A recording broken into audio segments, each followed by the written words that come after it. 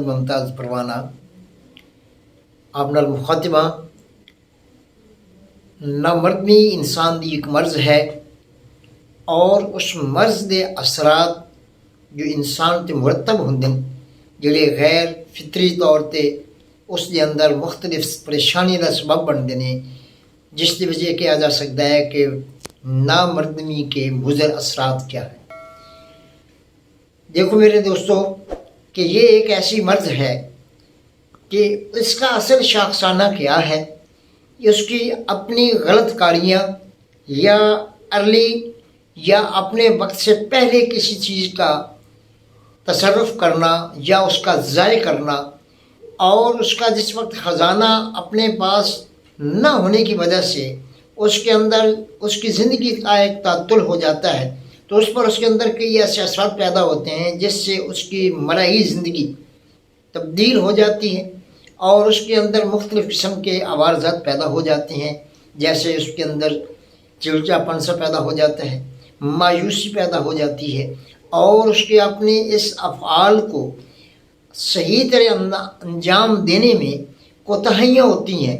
اور اس کے اندر اس کی قوت جو ہے وہ ظاہر ہو جاتی ہے اور اس کا اصل مقصد حاصل نہیں ہوتا، جس سے وہ نا امید ہو کر اور اس کے اندر مختلف قسم کی ایسی پریشانیاں پیدا ہو جاتی ہیں جس سے وہ ذہنی طور پر معوف ہو جاتا ہے، جس میں وہ ایسے عمل کرنے پر اپنے آپ کو کاربند کر لیتا ہے یا وہ کر گزرتا ہے جو اس کے ایک زندگی کے اندر بہت بڑا